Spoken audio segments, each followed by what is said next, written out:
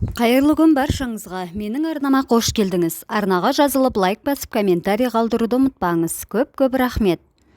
Хамзаның надандарды сабауы. Қағбадағы төбелес бүкіл Меккеге тарады. Батыр туған Хамза бұл сұмдықты аңшылықтан келген соң бірақ естіді. Тұла бойын ашу-ыза кернеп: «Әбу-Лақап не қарап жүр?» деді әйеліне. «Ол көрмеген, естімеген адам болып отыр». «Ал Ғаббас қайда болды?» «Мұхамбетке араша түскен сол ғана, бірақ шамасы жетпеді. Ол болмағанда Мұхамбетті өлтіріп тастар еді». Хамза бұдан артық тыңдап тұра алмады. Атына мінді де тебініп жүріп кетті. Әйелі алдын бөгеп: «Отағасы, асыңды ішіп асықпай шықсаң болмас пе еді?» деп еді. «Әй қатын, қайдағы ас? Алтын асықтай інімді өңшең қорқау жабылып талап жатқанда Алатаудай ағасы үйінде ас ішіп отыра ма? Сен мені сондай намыссыз ездеп пе едің? Одан да сол асқа қақалып өл десейші. Кет бұлай жолдан», деді де қағбаға тартты. Әбу-Жахл Хамзаны көргенде екі тізесі дірілдеп кетті. Бірақ қасындағы нөкерлеріне сеніп сыр бермей тұрды. Хамза келген беттен ақырып: «Мұхамбетке қол көтергендерің бері шығыңдар. Сендер немене, сұрауы жоқ деп басынғыларың келе ме? Жалғызға жабылған шибөрілер.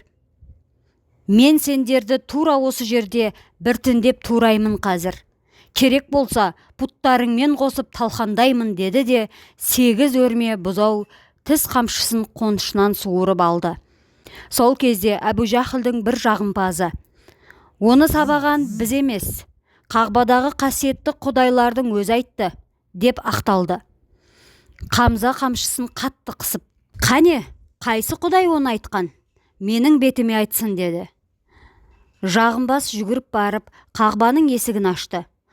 Тобыр жамырап ішке кірді. «Міне, мынау», деді жағымпаз пұтты нұсқап. Хамза: «Сен бе Мұхамбетті өлтір деген? Қане сөйле, інімнің не жазығы бар?» деді. Тобыр демін ішіне тартып, пұт кешегідей сөйлейді деп күтіп тұрды. Пұт бұл жолы сөйлемеді. Хамза ашуланып, меңіреу кейіпте сілейіп тұрған пұтқа қарап: «Әй, сайрасайшы, тіліңді жұтып қойдың ба?» деді де қамшысымен оның басынан тартып жіберді. Балшықтан жасалған қуыршақ қақ айырылып құлап түсті. Кесектің шашылған сынығынан бөлменің іші шаң боп кетті. Тобыр шошып кетті. Хамза: «Өңкей қорқау, сендер құдайға да жала жабасыңдар. Мұхамбеттің Құраны сендерді 200-ді мұнапық деп айтып еді. Сол рас айтады», деді де қасында тұрған жағымпаздың арқасынан осып жіберді. Жиналғандар жан-жаққа бытырай қашты.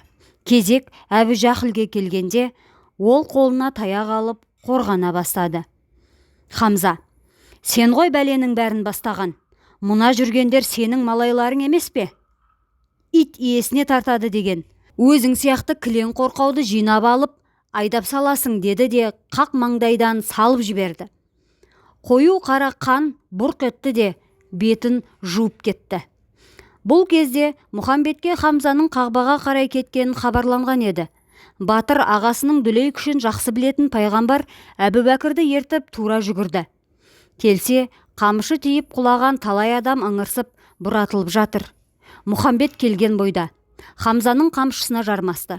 Ағасына: «Аға, менің дінім қара күшпен жайылмайды. Бұған кінәлі керек десең пұттарда емес. Бәріне кінәлі надандықтың кірі. Жүректің көзі ашылмай, надандықтың шырмауынан ешкім шыға алмайды. Менің Құраным жүректің көзін ашатын құдіретті кітап. Ислам діні көркем мінезбен ғана гүлденеді. Зорлықты ғана туғызады», деп оны тоқтатты. Зерең пайғамбардың осы айтқаны айнымай дәл келді. Осыдан соң дұшпандар Хамзамен ерекше өштесті. Ұхыд соғысында олар найзагер жауынгерді арнайы жалдап алып барды.